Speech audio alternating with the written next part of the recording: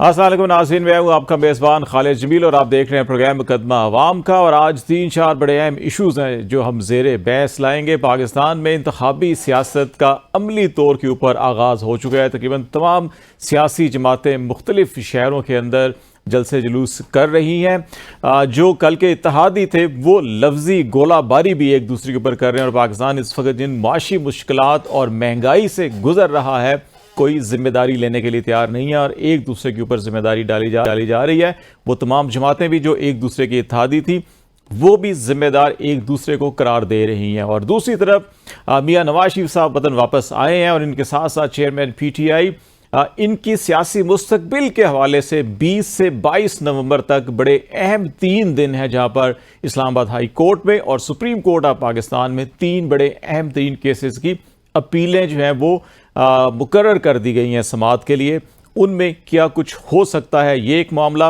और फिर एक सबसे बड़ा अहम मामला जो है कि वो IMF के साथ पाकिस्तान का स्टैंड बाई एग्रीमेंट इस वक्त स्टाफ लेवल जो हुआ है उसके नतीजे में कुछ अच्छी खबरें मईशत के लिए हुई हैं, लेकिन महंगाई बतदरीज बढ़ रही है। और इस वक्त जो SPI का जो डाटा जारी किया गया इस हफ्ते का वो बढ़कर तकरीबन 50% के करीब पहुंच चुका है। तो ये मामलात किस तरफ जाएंगे, ये वो सारी चीज़ें हैं जिनके ऊपर बातचीत करेंगे।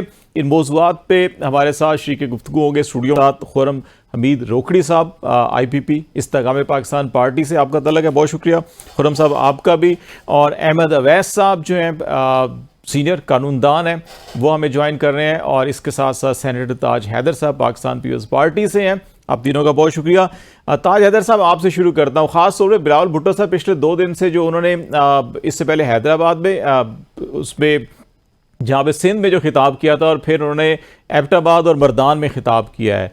नवाज शरीफ साहब ये कह रहे हैं कि हमें अक्सरियत सादा दी जाए, और भुट्टो साहब ये कह रहे हैं कि 70 साल के बाबों को छोड़ें जिन्होंने अभी तक हुकूमत नहीं की, उनको हुकूमत दी जाए। और अगर ये इलेक्शन नहीं सिलेक्शन हुई तो फिर कौम और मुल्क का नुकसान होगा। ये खदशात क्यों हैं अभी भी पीपल्स पार्टी को कि इलेक्शन नहीं बल्कि सिलेक्शन होगी? और दूसरा, सियासी जमातें हमेशा अवाम से वोट मांगा करती हैं। मियाँ साहब भी और बिलावल भुट्टो साहब भी लगता है किसी और से कह रहे हैं कि हुकूमत लेने के हवाले से बात कर रहे हैं। जी नहीं, किसी और से तो ये कहा जा रहा है कि आप सेलेक्ट ना करें और अवाम को ये इख्तियार दें कि वो अपने नुमाइंदे खुद मुंतखब कर सकें। यहाँ तक तो ये बात है। और इसीलिए वो कहीं बंद कमरों में बैठ के मोहल्लाती साजिशें नहीं कर रहे, वो अवाम के दरमियान जा रहे हैं। और मिट्टी का तो खैर जलसा था कि जिसमें सबको दावत दी गई थी, अवाम की शिरकत थी। ये जो अब जलसे आ रहे हैं इसमें ये हमारे पख्तूनख्वा में वर्कर्स कन्वेंशन का हिस्सा है कि जगह जगह वर्कर्स को मोबिलाइज करना है। क्योंकि पहला मरहला किसी भी मुहिम में ये होता है कि जो वर्कर्स हैं उनको मुतहर्रिक किया जाए ताकि वो जाके पार्टी का पैगाम आवाम तक ले जा सकें। ये सिलसिला है हमारा तो सीधा साधा कि, और जहाँ तक ये है वो इतना उम्र का मामला नहीं है जितना फिक्र का मामला है कि नई फिक्र की जरूरत है। और वो जो पुरानी सियासतगरी है जो कि ख्वार हो चुकी है उसको तर्क करने की। अब अगर वही तरीके हैं, प्री पोल रिगिंग की गई है इतनी बड़ी सेंसस के जरिए और फिर डिलिमिटेशन के जरिए, फिर उसके बाद ये तमाम जो सिलसिला आ रहा है, और ये मैं या पीपल्स पार्टी के दूसरे लोग नहीं कर रहे। अब ये तो अखबारों में एडिटोरियल लिखे जा रहे हैं कि ये तरीके छोड़ दिए जाएं। और आप देखेंगे कि क्वेटा में भी एक तरफ तो ये हो रहा है कि जो सो कॉल्ड इलेक्टेबल्स हैं उनको किसी झोली में डाला जा रहा है। दूसरी तरफ 30 नवंबर को हमारा यौम तासीस का जलसा है, हम अवाम में जा रहे हैं। और ये एक बुनियादी फर्क है जो दाएं बाजू की सियासत है और वो जो जिसके लिए अल्लामा ने कहा था कि पुरानी सियासतगरी ख्वार है। तो ये पुरानी सियासतगरी और जो नई सियासत है जिसकी जरूरत है, यानी 70 साल से वही आजमाए हुए نسخے مطلب جو بار بار ناکام ہو چکے ہیں ان کو پھر سے جو ٹرائی کرنے کی کیا ضرورت ہے. میرے خیال سے اب وقت ہے کہ ملک سیدھے رستے پہ آ جائے اور آگے جو مرحلے آ رہے ہیں انتخابات کے اندر اس کے اندر ریگنگ نہ ہو اور وہ ایمانداری کے ساتھ کر لیے جائیں اور اس کے بعد باہمی مشورے سے جو بھی ایک سلسلہ بنتا ہے اور اس میں ایک بنیادی اختلاف ہے کہ ہمارا جو نقطۂ نظر ہے اور جو پروگرام ہم نے تشکیل دیا ہے جس کو اب آخری نوٹ پلگ درست کیے جا رہے ہیں وہ ایک عوامی پروگرام ہے جس کے پیپل سینٹرک جسے کہیں کہ جس کے بینیفیشری عوام ہیں. اس طرف جو نظریہ ہے وہ یہ ہے کہ جو اشرافیہ ہے اس کو مزید وسائل دو اور وہ وسائل جب ٹرکل ڈاؤن کے ذریعے تھوڑے دن بعد عوام تک پہنچ جائیں گے. تو یہ دو نظریات ہیں جن کا this is a battle of ideas which has been undergoing in Pakistan for so long اور اب یہ وقت آ گیا ہے کہ اس پہ عوام کی رائے لی جائے اور ایماندارانہ رائے لی جائے. فیئر اینڈ ٹرانسپیرنسی ہونی چاہیے انتخابات کے اندر. تاج حیدر صاحب آپ جو کہہ رہے ہیں کہ 70 سال کی بات جو ہے کہ وہ ایک نظریات یا سوچ کی بات ہو رہی ہے. اقبال جو مفکر پاکستان ہے وہ بھی یہ کہتے ہیں کہ وہ ایسے نوجوان دیکھنا چاہ رہے ہیں کہ جو بزرگوں کے استاد ہوں, جو کہتے تھے نا کہ جوانوں کو پیروں کا استاد کر. نہیں وہ تو بلاول کے لیے انہوں نے کہہ دیا تھا لیکن خرد کو غلامی سے آزاد کر جوانوں کو پیروں کا استاد کر. لیکن ابھی جو اس وقت پاکستان کے اندر حالات ہیں, میں احمد اویس صاحب کی طرف بھی آتا ہوں پھر روکلی صاحب سے بھی بات کرتا ہوں کہ اس وقت جو ہے پاکستان کی اگر ہم پاپولیشن دیکھیں اس کے اندر آلموسٹ جو 65% پاپولیشن جو ہے کہ وہ لیس دین 35 ایئر ہے. آلموسٹ 35 ایک یوتھ کی ڈیفینیشن کے اندر ہی آتا ہے. 25 پہ بھی چلے جائیں تو پھر بھی 45 کے 50% کے قریب جو پاپولیشن ہماری بنتی ہے. لیکن اس وقت ایک سوچ یہ بھی پائی جاتی ہے کہ اس وقت اکثریت نوجوانوں کی شاید ان کی ذہن سازی ایسی کر دی گئی ہے کہ وہ ٹھیک سمت پر نہیں ہے. احمد اویس صاحب کیا آپ سمجھتے ہیں کہ اس سوچ کو لے کر جب ہم الیکشن کی طرف جائیں گے تو پھر الیکشن کی شفافیت یا الیکشن کی کریڈیبلٹی کے معاملات کیسے آگے بڑھیں گے؟ احمد اویس صاحب. اللہ الرحمن الرحیم. دیکھیے بات یہ ہے کہ سمت جو ہے نا ہماری وہ بنتی ہے نیت کے ساتھ. نیت میں کھوٹ ہے اور بڑا واضح کھوٹ ہے. ہم نام ڈیموکریسی کا لیتے ہیں, نام ہم آئین کا لیتے ہیں, رول آف لا کی بات کرتے ہیں, لیکن اس کے انڈر لائن جو ہے وہ جو ہمیں سب کو نظر آ رہا ہے ڈسپوٹزم ہے. جب تک اس ڈائکوٹمی سے باہر نہیں نکلیں گے ہم, جب تک یہ ہپوکریسی سے ہم باہر نہیں نکلیں گے اور بالکل سنسیریٹی کے ساتھ جس سسٹم کو بھی لے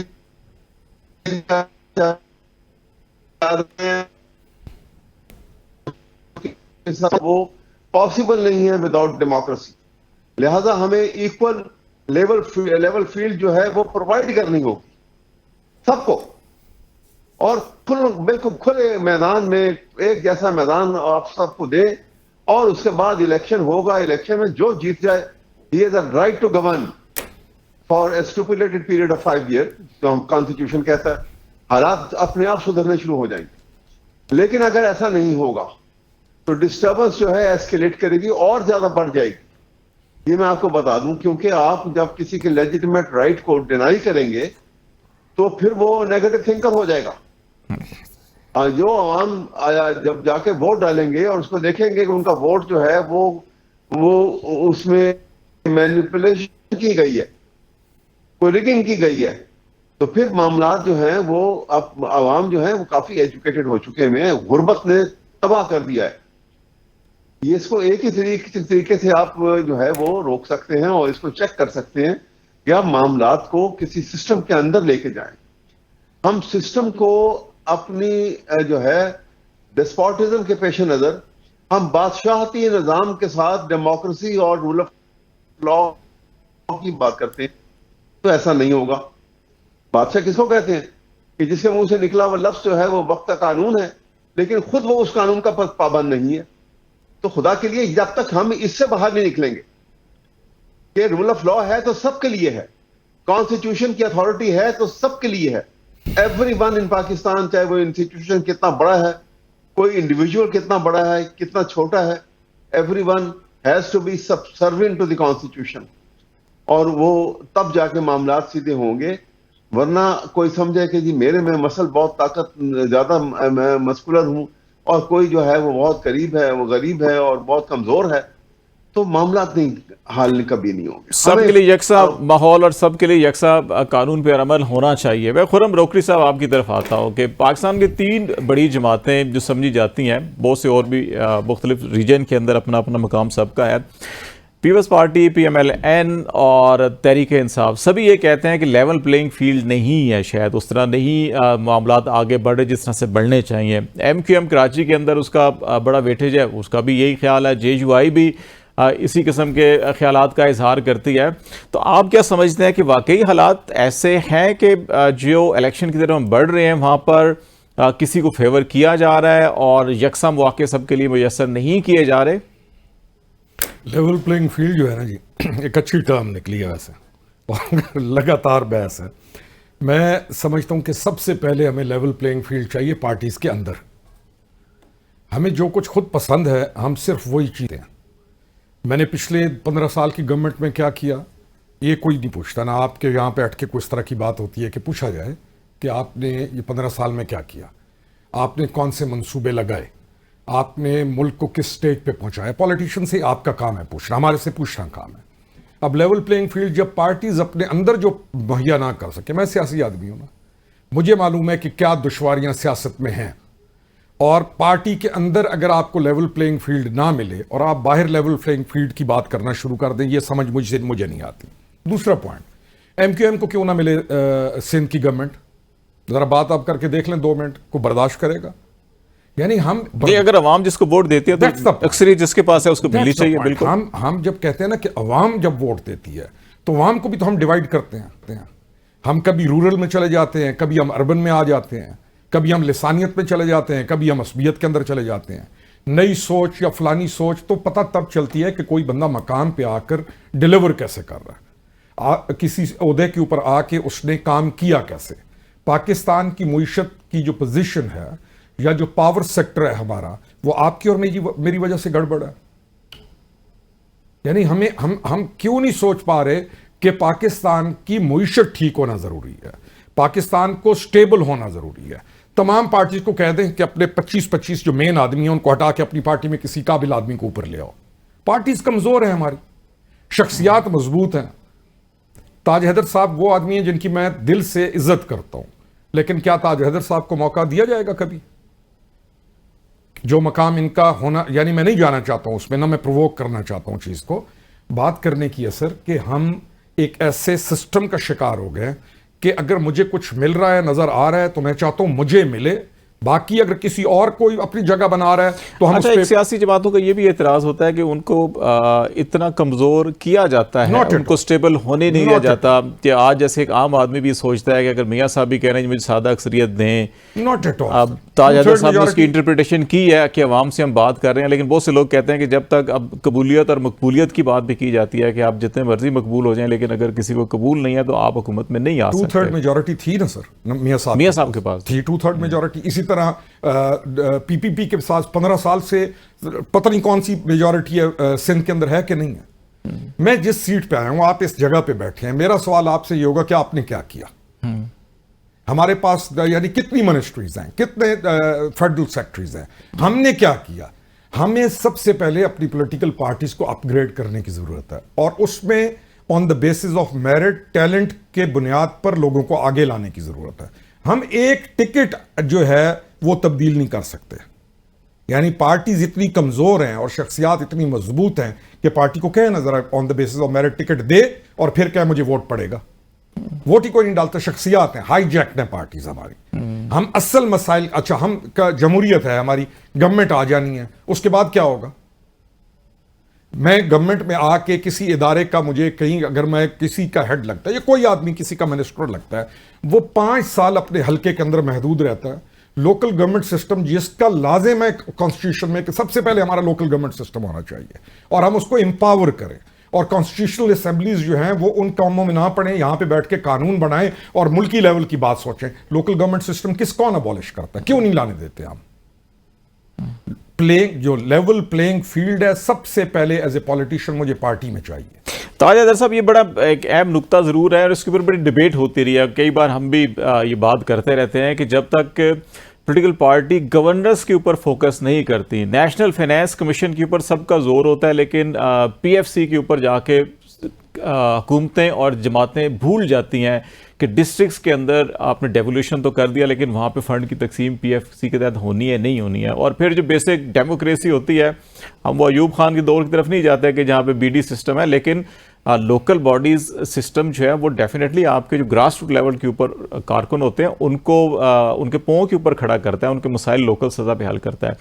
कि अगर लोकल सतह पे इतनी मजबूत हो जाएं जमातें, अवाम उनके पीछे खड़ी हों, तो फिर शायद बाहर किसी की तरफ देखना ही नहीं पड़ता या किसी को कहना नहीं पड़ता कि अच्छा उनकी इंटरफेरेंस कैसी है। कि लोग जब जमातों के साथ पीछे जुड़ के खड़े हो जाएं तो फिर उनके ऊपर हमलावर कम होती हैं गैर जमहूरी कुव्वतें। ये एक बड़ा लॉजिकल वजन तो है इसके अंदर। इस हवाले से क्या कहेंगे आप? नहीं, शायद हमारी खबरें पहुंचती नहीं आगे तक, क्योंकि सिंध में तो लोकल गवर्नमेंट का निज़ाम जो है वो चल रहा है इंतखाबात के जरिए। शायद कोई और सूबे ऐसे हैं कि जहां नॉमिनेटेड विलेज काउंसिल और उनके जरिए वसाइल दी जा रही हैं, लेकिन सिंध में जो लोकल गवर्नमेंट का निज़ाम है वो बाकायदा इंतखाबात के जरिए है, और अल्लाह ने उस इंतखाब में हमें थोड़ी बहुत कामयाबी भी दी है। थोड़ी बहुत तो मैं नहीं कहूँगा, क्योंकि मुकम्मल कामयाबी हर जगह हमारी है। बलूचिस्तान के अंदर भी लोकल गवर्नमेंट के इंतखाबात हुए थे और वहाँ मतलब हमारे लोग मुंतखब हुए हैं काफ़ी बड़ी तादाद में। सिंध के अंदर रोकड़ी साहब ने बड़ी अहम बात की कि मालियाती जो सिस्टम है वो किस तरीके से लोकल गवर्नमेंट का मजबूत किया जाए। तो उसमें अब हमने ये किया है कि जो प्रॉपर्टी टैक्स है वो लोकल गवर्नमेंट को दे दिया है, और ख़ास तौर से अर्बन एरियाज में ये बहुत ज़्यादा इफेक्टिव है, क्योंकि अब कराची के ही अंदर जहाँ वो टैक्स माफ कर दिए गए थे प्रॉपर्टी पे पहले, अब अगर वो लगाए गए हैं तो कोई 5 ट्रिलियन के करीब कराची की लोकल गवर्नमेंट को वो टैक्स जो है वो यहाँ पे वसूल हो जाएंगे। दूसरे रोकड़ी साहब ने जो मेरे लिए बहुत ही मुशफ़िक़ाना कलमात फरमाए हैं उसके लिए मैं शुक्रगुजार हूँ, और मैं ये अर्ज करना चाहता हूँ कि मुझे शायद इतनी अहमियत दी जा रही है जिसका मैं हकदार नहीं हूँ, क्योंकि जब भी कहीं मसला होता है तो पार्टी जो है मुझे वो जिम्मेदारी देती है कि आप इसको देखें। इकोनॉमिक रिवाइवल पे भी पिछले 3 साल से मैं काम कर रहा हूँ और देख ये रहा हूँ कि पाकिस्तान की माशी बहाली जो है वो कोई उसमें दुश्वारी नहीं है, वो एक आसान सी चीज़ है अगर हम सीधे रास्ते पे चलें। यही चीज़ शायद कल या परसों चेयरमैन बिलावल ने कही है कि नहीं, माशी बहाली के अंदर कोई इस किस्म की मुश्किलात नहीं है। अब 2 माशी निज़ाम पाए जाते हैं मुल्क के अंदर। एक निज़ाम जो है वो हमारा पीपल सेंट्रिक है और जिसमें पब्लिक प्राइवेट पार्टनरशिप के जरिए हम तरक्की दे रहे हैं सिंध के अंदर। अब हमारे यहाँ ये सैलाब से बड़ी तबाही आई और उसकी वजह से हमें काफ़ी पीछे जाना पड़ा, लेकिन जो 20 लाख मकानात जिसमें से 3 महीने में हम 50,000 बनाने में कामयाब हो गए, वो सैलाब से तबाहशुदा लोगों के लिए बनाए जा रहे हैं। या अगर 21 लाख मकानों पर सोलर पैनल लगाए जा रहे हैं जिससे 2 लाख लग चुके हैं, तो मेरे ख्याल से ये एक सही रुख के अंदर जो है मूवमेंट है। और हमारी कोशिश है कि सतलज ने जो तबाही पंजाब में मचाई है, जो किसी तरीके से भी उस तबाही से कम नहीं है कि जो सिंध में आई थी बारिशों से, तो वहाँ भी ये किया जाए। बलूचिस्तान तबाह बर्बाद हो चुका है पिछले साल से और कोई तवज्जो वहाँ पे नहीं दी जा रही کہ جو تاجر صاحب یہ سارے ایشوز جو ہیں کہ وہ کوئی شک نہیں ہے کہ اس کے اندر ہر سال ہمارے اس قسم کے سیلاب، قدرتی آفات بھی بہت سی چیزیں دیکھ بھی رہے ہوتے ہیں. ہمیں ایک چھوٹی سی کمرشل بریک لینی ہے. بریک کے بعد واپس آئیں گے تو اسی گورننس کے حوالے سے بھی اور کچھ لیگل ایشوز کے حوالے سے بات چیت کریں گے جو پاکستان کی سیاست کے ساتھ جڑے ہوئے ہیں، اور اگلا جو الیکشن اور پاکستان کے سیاسی مستقبل بہت سے سیاسی لیڈروں کا اس کے ساتھ وابستہ ہے، ان کیسز کے ساتھ، اس پہ ڈسکس کریں گے. ناظرین ہمارے ساتھ رہیے گا. ویلکم بیک ناظرین. ہم بریک سے پہلے پاکستان کے کچھ سیاسی ماحول کے حوالے سے بات چیت کر رہے تھے. تاج حیدر صاحب، میں نے آپ کی بات کو کاٹنا معذرت چاہتا ہوں. میں ایک چیز اور جو ڈسکس کرنا چاہ رہا ہوں، احمد اویس صاحب سے لینا چاہ رہا ہوں کہ شاید انہوں نے کہیں جانا بھی تھا، تو وہ ایک لیگل ایشو ہے. پھر میں آپ کی طرف آتا ہوں. اور وہ لیگل ایشو یہ ہے کہ احمد اویس صاحب ابھی 20 سے 22 نومبر بڑا امپورٹنٹ 3 ڈیز ہیں. کہ ایک تو 20 نومبر کو چیئرمین پی ٹی آئی کی جو سائفر کیس کے اندر جیل ٹرائل کے حوالے سے اسلام آباد ہائی کورٹ نے اسٹے آرڈر دیا ہوا تھا، اس کے اوپر ہیئرنگ ہونی ہے. 21 نومبر کو نواز شریف صاحب کی جو اپیل تھی اسلام آباد ہائی کورٹ میں، وہ جو 2 کیسز تھے ایون فیلڈ کا اور العزیزیہ کا، وہ سماعت ہوگی. اور اس کی پھر 22 کو چیئرمین پی ٹی آئی کا سائفر کیس بھی سپریم کورٹ میں جو چیلنج کیا فردر جرم کو، وہ شروع ہو رہا ہے. تو یہ بڑے اہم کیسز ہیں. ان کی جو اب تک کی ہیئرنگ ہوئی ہے، آپ ان کا ایک تو فیوچر کیا دیکھ رہے ہیں؟ اور دوسرا، اگر اسی کے ساتھ آپ مجھے جو ملٹری کورٹس کے اندر سویلینز کے کیسز ہیں، خاص طور کے اوپر یہ 9 مئی کے تناظر کے اندر سپریم کورٹ میں اس کو چیلنج کیا گیا تھا، 5 رکنی بینچ نے 23 اکتوبر کو فیصلہ دیا، ان کو ابھی چیلنج کیا گیا، اپیل کی گئی ہے وفاقی حکومت کی طرف سے، وزارت دفاع کی جانب سے، اور کے پی گورنمنٹ نے بھی کیا، اور بلوچستان سے جو شہداء فورم ہے بلوچستان کا اس نے، اور سندھ حکومت کی چیف سیکرٹری کی اپلیکیشن آئی ہے. لیکن ایڈوکیٹ آن ریکارڈ ابھی جو ہے کہ وہ مخمسے کا شکار ہیں کہ ہم یہ کریں گے یا واپس لیں گے. تو ان دونوں حوالوں سے ذرا اپنی لیگل اوپینین میں بتا دیجیے گا. دیکھیے، بات یہ ہے کہ جہاں تک ملٹری کورٹ کی بات ہے، ہمیں اسٹک کرنا چاہیے کانسٹیٹیوشن کے اوپر اور اس میں آرٹیکل 10A کے اوپر، جہاں پہ طریقہ کار وضع کیا گیا ہے.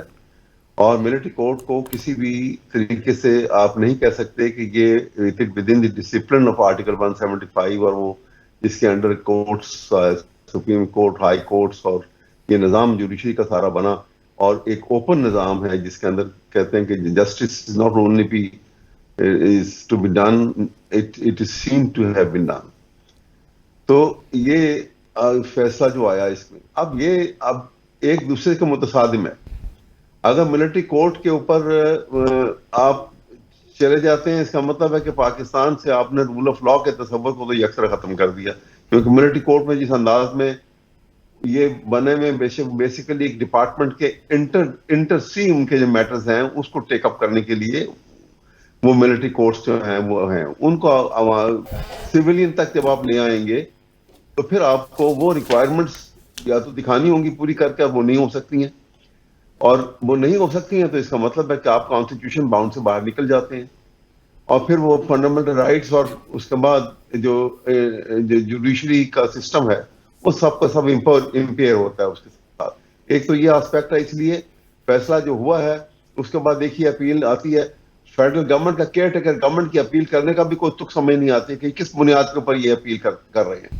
اس کا مطلب ہے کہ یہ فیڈرل گورنمنٹ جو بنی ہوئی ہے یہ کسی اور کی ایمان کے اوپر، کسی اور کے سٹرنگ پل کرنے کے اوپر یہ باتیں کرتی.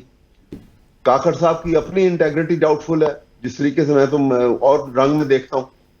میں ایک بات آپ کے سامنے یہاں اور کرنا چاہتا ہوں، بڑی ضروری بات، اور وہ یہ ہے کہ ابھی ہمارے دوسرے آج ڈسکشن کے دوران جو گفتگو ہوئی ہے بڑی اچھی باتیں ہوئی ہیں، لیکن میں آپ کو بتاؤں کہ اگر ہم یہاں پر رول آف لا کی پابندی کے ساتھ ایک اور پابندی ہر پولیٹیکل پارٹی اپنے ہر ورکر کے اوپر اور ہر ایم ایم پی اور جو بھی کسی حیثیت کے اندر پالیٹکس میں آتے ہیں وہ سامنے یہ لگا لے کہ پبلک ایکسچیکر کے اوپر جس کا ہاتھ پڑتا ہو، جو اس کی دسترس میں ہو، وہ انتہائی احتیاط کرے، اور ایک دھیلے کا بھی اگر اس نے خیانت کی ہے تو اس کی سخت پنشمنٹ ہونی چاہیے. یہ جو پاکستان آج غریب اور جس حالت میں چلا گیا ہے، کس طرح سے لوٹا گیا ہے اور کن کن لوگوں نے لوٹا اور کس طرح لوٹا ہے، میں بلا تخصیص یہ بات کر رہا ہوں آپ سے، اور اس کے اوپر کوئی قانون کی بندش نہیں ہے. آپ ویسٹرن سوسائٹی میں چلے جاتے ہیں نا، وہاں پہ خوف جو ہے وہاں پہ وہ جس طرح ہم یہاں مولوی ڈراتا ہے وہاں پہ یہ خوف نہیں ہے، لیکن وہاں پہ قانون کی بالادستی کا خوف بڑا سخت ہے کہ قانون کی بندش میں کوئی آدمی آ گیا، پکڑ میں آ گیا، تو چاہے وہ پریزیڈنٹ ہے، ہیڈ آف اسٹیٹ ہے، پرائم منسٹر ہے، کوئی بھی ہے، وہ بچے گا نہیں۔ یہ جب تک رول آف لا کا یہ تصور ہمارے ذہنوں میں رس بس نہیں جائے گا اور اس کے مطابق اس کے اوپر عمل نہیں کیا جائے گا، ہم کسی اچھے راستے پہ نہیں آئیں گے، کبھی بھی نہیں آئیں گے۔ ہم ایک لوکریٹو بزنس سمجھ کے پالیٹکس میں آتے ہیں اور یہاں سے کمائی کر کے اپنے راہ لے لیتے ہیں اور کوئی پوچھنے والا بھی نہیں ہوتا۔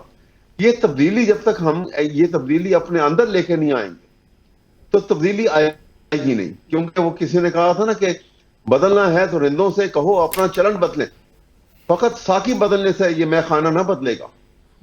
تو یہ میرا ایک تو یہ میں اس انداز میں سوچتا ہوں، اور دوسری بات یہ ہے جو یہ فیصلے ابھی سائفر والا کیس ہے یا کچھ ہے، یہ کیسز کی سب لوگ جانتے ہیں کہ کوئی اہمیت نہیں ہے۔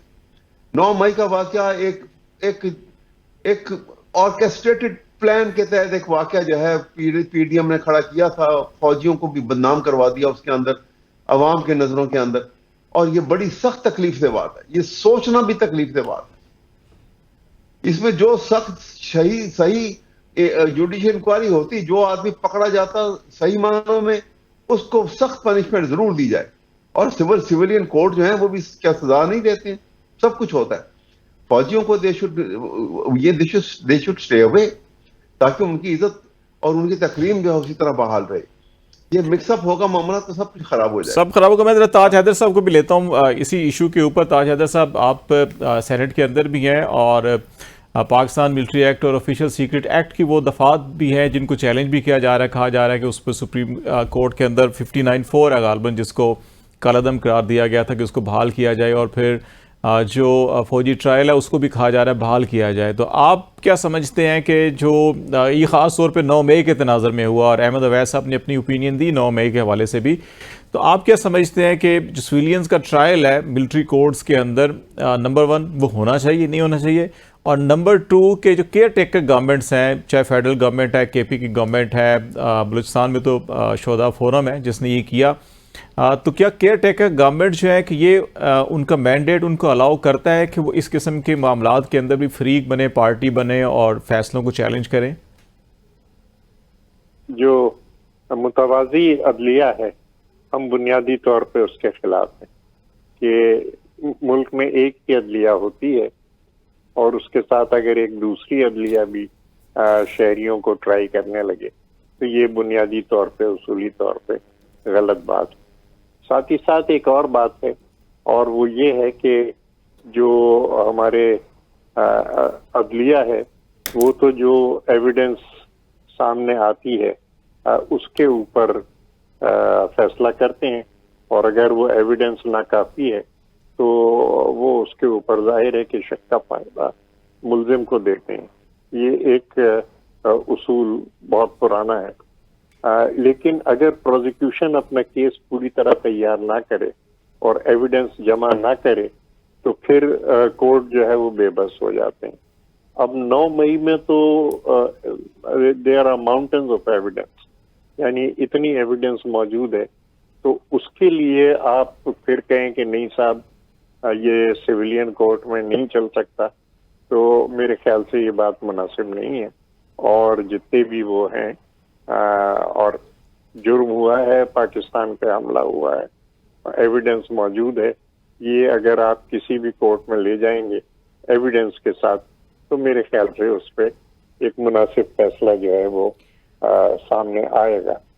تو اب یہ چیز جو ہے کہ بجائے اس کے کہ ہم اس کمزوری کو ٹھیک کریں کہ پروزیکیوشن جو ہے کیس پر محنت کرے اور ایویڈنس کو مہیا کرے، ہم کہتے ہیں کہ نہیں جناب اس کو ملٹری کورٹ میں لے جاؤ۔ اب اس پہ ملٹری کورٹ کی دیانتداری بھی افیکٹ ہو رہی ہے اور سویلین کورٹ کی دیانتداری اس کے اوپر بھی ہار پا رہا ہے، کیونکہ ایک عام جو قانون دان ہے یا عام شہری بھی سوچتا ہے کہ اگر اتنے سالڈ اور تمام ٹھوس شواہد موجود ہیں تو پھر انسداد دہشت گردی قانون اور ان عدالتوں میں تو سزائیں بھی زیادہ سخت ہیں، شاید ملٹری ایکٹ کے تحت سزائیں اتنی سخت نہیں ہیں جتنی سخت ادھر ہیں، بعض لوگوں کا یہ بھی خیال ہے۔ ہم شاید جو ہماری یہ جو مروجہ عدالتی نظام ہے شاید اس کے اوپر عدم اعتماد کر رہے ہیں، بعض لوگوں کا یہ خیال ہے کہ اگر ہم ادھر لے جاتے ہیں یہ جو ہے نا، یہ بجائے اس کے کہ جو اصل معاملہ ہے اس کو ٹھیک کیا جائے، وہ جو ہے معاملے کو مزید الجھایا جا رہا ہے اور مزید خرابی پیدا کی جا رہی ہے. اور ایک طریقہ ہے، یعنی سینٹ میں بھی ایک دن یہ ہوا کہ چپکے سے ایک ریزولوشن جو تھا وہ بیک ڈور سے آ گیا اور بغیر بحث کے صرف 12 آدمی سینٹ میں موجود تھے اور اس کو پاس کر دیا گیا فوجی عدالتوں کے اوپر. لیکن یہ کہ ہم آج اس سے کہیں زیادہ نمبر تھا جو کہہ رہا تھا کہ قرارداد ہمیں بولنے کی اجازت دی جائے، قرارداد پیش کرنے کی اجازت دی جائے، لیکن پھر اجلاس ملتوی کر دیا 15 گیا. منٹ کے اندر وہ. تو اب یہ چیزیں جو ہیں کہ پاکستان کی سینٹ کو بھی پریشرائز کیا جائے یا جو حکومتیں ہیں ان کو بھی پریشرائز کیا جائے، میرے خیال سے یہ انتہائی غیر مناسب ہے اور یہ طریقے اب چھوڑ دینے چاہیے. یہ پرانی سیاست گری جو ہے، وہی پرانی چیزیں جو ہیں بار بار ٹرائی کی جا رہی ہیں، یہ نہیں ہونی چاہیے. بہرحال روکڑی صاحب کی طرف آتا ہوں کہ اس میں روکڑی صاحب اس میں تو کوئی شک نہیں ہے کہ جو بھی جرم کرتا ہے، جو بھی جلاؤ گھیراؤ کرتا ہے، جو بھی تشدد کرتا ہے، چاہے وہ ریاستی بلڈنگز ہوں، افراد ہوں، ادارے ہوں، اہلکار ہوں، ان کے خلاف کارروائی ہونی چاہیے اور جو بھی پاکستان کے قوانین ہیں بالکل کارروائی ہونی چاہیے.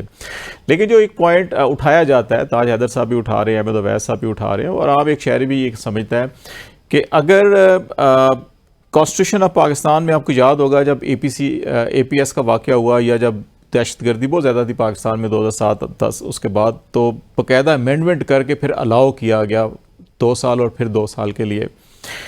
اب اگر عدالت یہ کہہ رہی ہے کہ نہیں اب وہ حالات نہیں ہیں اور یہ کیسز جو ہیں کہ یہ آپ ATC کی جو کورٹس ہیں ان کے اندر آپ چلائیں اور وہاں پہ یہ نہیں ہونا چاہیے، تو پھر کیئر ٹیکر گورنمنٹ اگر یہ لے کر آ رہی ہے اپیلیں تو ان کا مینڈیٹ یا ان کی جو جسٹیفیکیشن کیا ہوگی؟ وہ جسٹیفیکیشن کیئر ٹیکر گورنمنٹ کا لازمی ان کو دینی چاہیے. میں اور بات کرتا ہوں، فوج کے اندر سویلینز موجود ہیں، یعنی آپ کہہ رہے ہیں کہ سویلین کا ٹرائل اس اسپیسیفک بریکٹ کے اندر نہیں ہونا چاہیے. کیس تو یہی ہے نا، اس کے ساتھ عوام کا کوئی تعلق نہیں ہے. یعنی فوج کے اندر کوئی آپ کی انسٹالیشنز پہ، آپ کی بہت بڑی انسٹالیشنز ہیں، اہم انسٹالیشنز ہیں. 9 مئی کا ایک واقعہ پاکستان کی تاریخ کا پہلا واقعہ جس پہ آپ پبلک کو دیکھتے ہیں کہ ان میں سے بچے استعمال ہو گئے اور وہ وہاں پہ ہو گئے، ایک واقعہ. اب کیا فوج کے اندر سویلینز موجود نہیں ہیں؟ آپ کیا ان کا ٹرائل فوج کے اندر جو سویلینز ہیں، ان کے امپلائیز ہیں، جو امپلائیز ہیں، سارے تو وردی نہیں پہنتے، وہ سویلینز ہیں، تو کل ان کا FIR باہر کٹانے کے لیے پہنچیں گے کیا ہو جی اس کا ٹرائل کہاں پہ ہوگا؟ اب فنڈامنٹل رائٹس کی جب آپ بات کرتے ہیں تو دنیا میں سے ہم علیحدہ ملک ہیں، پوری دنیا کے اندر ملٹری کورٹس موجود ہیں، ہم اسکینڈینیویا نہیں ہیں. ان کا آپ کوئی بھی جو فیصلہ ہوتا ہے اس کا آپ نے دیکھنا ہے کہ پاکستان کو یا جس سچویشن میں آپ رہ رہے ہوتے ہیں اس کا فائدہ کس کو ہو رہا ہے. آپ کے فیصلے کا یا کوئی بھی اس کے خلاف جو آواز اٹھا رہا ہے ان کو کیا لینا دینا ہے اس کے ساتھ. اس کو دیکھیں کہ اس کا فائدہ ہو کس کو رہا ہے. اس کا فائدہ ہوگا تمام ان تنظیموں کو، دہشت گردی کی تنظیموں کو جو کہ آپ کے انسٹالیشن پہ اٹیک کرتی ہیں، آپ کے جو وہ لوگ جو بیچ میں سے مل کے کوئی بڑی واردات ڈال جائیں ان کو فائدہ پہنچے گا. اس سے بڑا فائدہ کس کو پہنچے گا؟ تمام وہ ملک دشمن لوگ، یعنی تمام وہ ملک دشمن لوگ جو پاکستان کو ڈیسٹیبلائز کرنا چاہتے ہیں. ایک اسپیسیفک مسئلہ ہے نا، اس کے لیے فائدہ ان کو ہی پہنچے گا. تو ملک کیا دیکھتے ہیں، ممالک کیا دیکھتے ہیں؟ اپیل میں کیوں نہ جائیں؟ ایک عدالت نے، عدلیہ نے، انہوں نے ایک فیصلہ دے دیا، مجھے رائٹ موجود ہے، گورنمنٹ کو رائٹ موجود ہے، گریٹر پکچر ان کے سامنے ہے. پرسوں آپ کے PF میاں والی ایئر بیس کے اندر حملہ ہو گیا ہے، وزیرستان کے اندر آپ کے معاملات کتنے خراب ہوئے، ٹانک کے اندر کیا حالات ہیں، بلوچستان کے اندر کیا حالات ہیں. ہم کوئی ایسا ملک ہیں جس کے اندر وہ بانسری بجائی جاتی ہے چین کی؟ ہر دن آپ کے لیے ایک تھریٹ ہے. آپ کے جو دشمن ممالک ہیں جن کے ساتھ آپ کی سرحد ہے وہ آپ کو سٹیبل نہیں دیکھنا چاہتے، آپ کے پانی تک کو وہ نہیں دیکھنا چاہتے کہ آپ کی زمینوں کو سیراب کیا جائے. Why should we be divided? ہم کیوں کہیں؟ اس سے فرق کیا پڑتا ہے؟ ملٹری کورٹس کے ساتھ آپ کو کوئی ایشو ہے؟ مجھے تو کچھ بھی نہیں، کسی کو کوئی ایشو نہیں ہے. جو لا آف دا لینڈ کہتا ہے کہ ملٹری کورٹس کے ساتھ صرف ایشو اس کو ہے جو کہ آپ کی فوج ہے، آپ کی انسٹالیشنز ہیں، آپ کے میزائل سسٹمز پڑے ہوئے ہیں, آپ کا ایک پورا سسٹم ہے جو, یا پھر آپ اچھا جب یہ ڈیبیٹ ہو رہی ہوتی ہے نا سپریم کورٹ میں بھی یہ کہا جا رہا تھا کہ آپ اگر ڈیسیژن میں بھی جو لکھا گیا کہ ہر قانون کا ایک پرپز ہوتا ہے, یہ ہے کہ with in arm forces discipline کو قائم کرنے کے لیے بنایا گیا. جو آپ سویلین کی بات کریں وہ ان کا حصہ ہے, وہ سویلین ہے لیکن وہ امپلائی ہیں, حصہ ہے, سروس نمبر ان کو سارا کچھ ہوتا ہے, تو وہ اس پیرامیٹر میں آتے ہیں.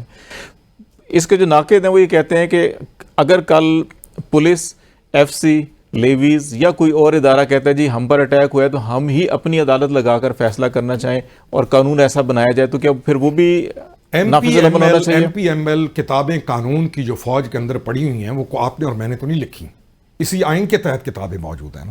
پھر تو کل کوئی قانون بھی نہ ہو, پھر تو آپ جاب تھریٹ ہی ختم کر دیں, ایکسپلینیشن لینا ہی ختم کر دیں. پھر تو کل کوئی کسی, آپ کے ملک میں ہوا کیا ہے, ایک بندہ پوسٹڈ ہوتا ہے, وہ جو مرضی حرکت کر لے, وہ کہتا ہے میرا کیا ہوگا, میں اس سے اچھی پوسٹنگ پہ چلا جاؤں گا. یہ سچویشن ہے کیونکہ آپ کے پاس جاب تھریٹ ہے ہی نہیں. لا لیس سوسائٹی ہم نے ڈیولپ کیا اور ہم مزید پرووک کرتے ہیں کہ اور لا لیس ہو جائے, اور جو مرضی کہاں سے اٹھے, چاہے افغانستان سے نکلے, چاہے کسی اور سے ملک سے آئے, اور یہاں آ کے بہت بڑا عمل کر دے اور اس کے سہولت کار بھی موجود ہوں. ہم نے اس عمر تک دیکھ نہیں لیا کیا حالات ہیں, اور پھر اگر ان کا ٹرائل شروع ہو تو آپ اس کو روک رہے ہوں یا اس کے لیے کوئی راستہ تلاش کریں. ان گریٹر پکچر کوئی بھی عمل, موجودہ سچویشن آپ اپنی ملک کی دیکھ لیں, آپ ہاں ایک ٹائم آئے آج سے کوئی 40 سال بعد آپ کا امن ہو جائے, آپ کے باقی جو ممالک ہیں دائیں بائیں والے وہ ہوسٹائل نہ ہوں, آپ ترقیاں, اچھا چاہے سب سے زیادہ ترقی چائنا نے کیا, بتائیں ملٹری کورٹس ہیں کہ نہیں ہیں؟ انڈیا کے پاس چلے جائیں, ملٹری کورٹس ہیں کہ نہیں ہیں؟ پھر ناقدین یہ کہتے ہیں جی وہاں تو حقوق بھی بہت زیادہ دیے جا رہے ہیں, برات بھی بہت زیادہ دی جا رہی ہیں عوام کو جتنے. یہ جو ناقدین ہیں, یہ جو سب سے زیادہ جن کے پاس فیسلٹیز ہیں, اور میں تو واللہ یہ کہتا ہوں کہ ان ناقدین کو بھی تھوڑا سا ٹریس کریں کہ کون کہاں سے بول رہا ہے اور کیوں بول رہا ہے. آپ کو ایک چھوٹی سی بات مثال دیتا ہوں کہ ایک ٹائم گزرا ہے آپ کے ملک کے اندر ایک سزائے موت نہیں دی گئی. ایک وقت گزر چکا ہے آپ کے ملک میں, آپ کے ملک میں سزائے موتیں بند, ہمارے جی ایس پی پلس خطرے میں پڑ جاتا ہے آپ کی سزائے. اور آپ صرف قتل کی ریشو دیکھ لیں آپ کے ملک میں, آپ کے ملک کے اندر کل ایک بچہ 16 سال جرائم بڑھ جاتے ہیں. کورٹس آپ کو ٹھیک ہے ضرورت ہے, تاج حیدر صاحب یہ کہا جا رہا ہے کہ کورٹ ضرورت ہے, اگر نہیں ہے تو پاکستان کا جغرافیائی محلِ وقوع, بارڈرز ہمارے, دہشت گردی, اور ہم نے خود آئین میں ترمیم کر کے بھی 2000 اے پی ایس کے واقعے کے بعد 4 سال تک الاؤ کیا رکھا گیا, ٹھیک ہے کرنا چاہیے. تو یہ کس حد تک آپ سمجھتے ہیں کہ حالات واقعی آج ایسے ہیں کہ ملٹری کورٹ ناگزیر ہیں, اور یہ تمام کیسز جو ہیں آج ایک سیاسی جماعت ہے, کل کوئی اور پروٹیسٹ کرتی ہے, کچھ اور ایسی کارروائی کرتی ہے, تو ٹھیک ہے چلتے رہنا چاہیے نظام؟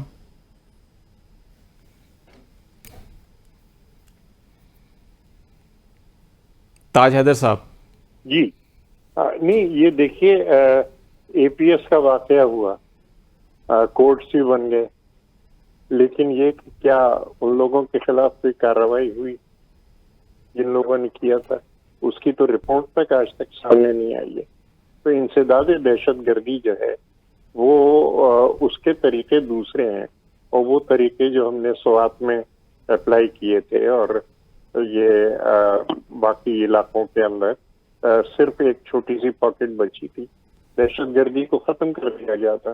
یا کراچی کے اندر اتنی دہشت گردی ہو رہی تھی اور انسداد دہشت گردی کی گئی, اور اس میں عدلیہ کا حصہ نہیں ہے بلکہ جو ادارے ہیں لا انفورسنگ ایجنسیز, وہ عوام کے تعاون کے ساتھ, کہ عوام کا تعاون کے انٹیلیجنس نیٹ ورک جو ہے اس کو بہتر بنایا جائے عوام کی شرکت سے, اور عوام دے سکیں اطلاعات, وہ اصل چیز ہے. کراچی میں ہم نپٹ رہے تھے اس سے, اور میں خود ذاتی طور پہ اس کو کوآرڈینیٹ کر رہا تھا. تو سیدھی بات یہ کہ عوام کا تعاون جب حاصل ہو گیا اور انفارمیشن آنے لگی, تو law enforcing agencies these were much better equipped to counter terrorism. اب اگر آپ یہ نہیں کرتے اور آپ کہتے ہیں کہ ایک عدالت فیصلہ کر لے گی, اگر آپ پوری ایویڈنس بھی نہیں رکھتے, اگر آپ کارروائی کے اندر تساہل برتتے ہیں, تو پھر اس میں آج ہمارے بچے روز قتل ہو رہے ہیں, ہماری فوجی چوکیوں پہ حملے ہو رہے ہیں ہمارے اس پہ. لیکن یہ کہ کیا عوام کا تعاون حاصل کیا جا رہا ہے اس سلسلے میں, کیا معلومات جمع کی جا رہی ہیں, दहशत गर्दी का मामला ये है कि इनिशिएटिव दहशत गर्द के हाथ में होता है। क्या वो इनिशिएटिव हमारे इदारे अपने हाथ में ले रहे हैं कि हमें पता हो कि कहाँ पे ये हैं बैठ छुपे हुए, क्या इनकी मंसूबाबंदी है, कौन कौन इसमें शामिल है, तो फिर कार्रवाई करनी आसान हो जाती है। क्योंकि ये दहशत गर्दों की ताकत रियासत की ताकत का अशर अशीर भी नहीं, लेकिन ये जो है इंटेलिजेंस की जंग होती है कि वो आप पे हमला करते हैं या आप उनके ऊपर जा पड़ते हैं। ये अगर किया जाएगा, और ये कर चुके हैं हम, पूरा स्वात हमने खाली कराया और वहां पे कार्रवाई की, और पूरे ये जो यहाँ के ऑपरेशन ज़र्ब-ए-अज़्म, ऑपरेशन रद्दुल फसाद, पूरे मुल्क के अंदर बहुत सी कॉम्बिंग ऑपरेशन किए गए, अभी भी चल रहे हैं। तो ये जो है ना, मतलब जो वो तरीक़ाकार था, उस तरीक़ाकार को अगर अप्लाई किया जाए तो दहशतगर्दी खत्म की जाती है। हम समझे कि नहीं साहब, सिर्फ एक मुतवाज़ी अदलिया बनाने से ये खत्म होगी। चलो, बहुत शुक्रिया सेनेटर ताज हैदर साहब आपका, अहमद अवैस साहब आपका भी, और खुर्रम रोकनी साहब आपका भी। यकीनी तौर के ऊपर जो शरपसंद अनासर वो किसी भी सूरत में हो, उनको कानून के शिकंजे में आना चाहिए, और जिन्होंने भी कौमी अमलाक को नुकसान पहुँचाया उनको पाकिस्तान के जो भी मरवजा कानून है उनके तहत सज़ा मिलनी चाहिए। लेकिन जो एक अदम एतमाद की सूरत हाल या क्रेडिबिलिटी होती है तमाम इदारों की, उसके ऊपर क्वेश्चन मार्क नहीं होना चाहिए। ऐसे एक्शन हो कि जिससे तमाम जो मुतल्लिका स्टेक होल्डर्स हैं उनके अंदर एतमाद साजी हो और मिलकर आगे बढ़ा जा सके। यहाँ ब्रेक लेंगे, ब्रेक के बाद हम पाकिस्तान की कुछ माशी सूरत हाल के हवाले से बातचीत करेंगे। नाज़रीन हमारे साथ रहिएगा। वेलकम बैक नाज़रीन। पाकिस्तान की मईशत के हवाले से कुछ बातचीत करेंगे। IMF के साथ पाकिस्तान के मामला तय पा गए हैं, लेकिन इसके साथ साथ महंगाई जो है वो काबू में नहीं आ रही, और इस वक्त पाकिस्तान की क्या सूरत हाल है, फौरी तौर पर क्या फ़ायदे होंगे, लेकिन देर पा माशी तरक्की के लिए हमें क्या इकदाम करने हैं, ये सवालात अभी भी जो हैं बहुत से जवाबात की तलाश कर रहे हैं। इसी वाले से हम बातचीत करेंगे। मारूफ माहिर मईशत हैं असद अली शाह साहब, बहुत शुक्रिया शाह साहब हमें ज्वाइन करने के लिए। IMF के साथ जो हमारे मामला तय हुए हैं, इसका इनिशियल हमें फ़ायदा अभी क्या होगा, और सबसे बड़ा सवाल ये है कि जो पाकिस्तान की मजमूई माशी सूरत हाल है वो कितनी अच्छी नहीं है। देर पा बेहतरी के लिए हमें क्या ठोस इकदाम करने होंगे? जी बहुत शुक्रिया आपका। देखें, IMF के साथ ये जो स्टैंड बाय एग्रीमेंट हुई थी हमारी जून में, आखिरी 1-2 दिन में जो है in the last financial year, और उसकी पहली ट्रांच भी मिल गई थी, और अब ये सेकंड ट्रांच इंशाल्लाह मिल जाएगी। तो ये एक स्टैंड बाय अरेंजमेंट है, बिकॉज जब तक के एक नया प्रोग्राम हो ना, और IMF इसलिए हमारे लिए ज़रूरी है कि हमारे जो एक्सटर्नल फ्लोज हैं, जो सबसे बड़े हमारे लैंडर्स हैं, एक तो world bank, Asian development bank, और ये एशियन इंफ्रास्ट्रक्चर बैंक हो गया, और दूसरे जो हमारी कुछ कंट्रीज़ हैं, उन सब का इंटरेस्ट है कि आपको जो रीपेमेंट्स करनी है उनको, आपको पता है कि कोई 80-90 बिलियन डॉलर्स हमने अगले 4 साल में रीपे करना है। तो वो पैसे तो है नहीं हमारे पास, तो बहुत सारे यही कोशिश होगी कि वो रोल ओवर हो जाएं, जो हम पैसे नहीं दे सकते। तो अगर उस रोल ओवर के लिए उन जो क्रेडिटर्स हैं, हमारे लेंडर्स हैं, वो उनके साथ रिलेशन सारे ख़राब हो जाते हैं अगर हम IMF प्रोग्राम में नहीं है। IMF programme gives them some confidence कि हम किसी न किसी तरीके से सस्टेन कर लेंगे अपनी डेट रीपेमेंट्स, क्योंकि हम किसी स्ट्रक्चर्ड प्रोग्राम में है।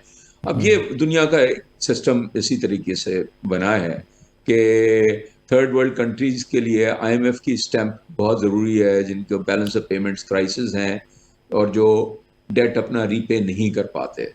एक तरफ थोड़ी सी पेट्रोलियम मसनूआत की कमी हुई, लेकिन जो हमारा रुपी डिप्रिसिएशन रुक गया था और स्ट्रांग होना शुरू हो गया था, वो वापस पिछले 6, 7, 8, 10, 12 दिन में कंटिन्यूसली वो लूज करता रहा है वैल्यू।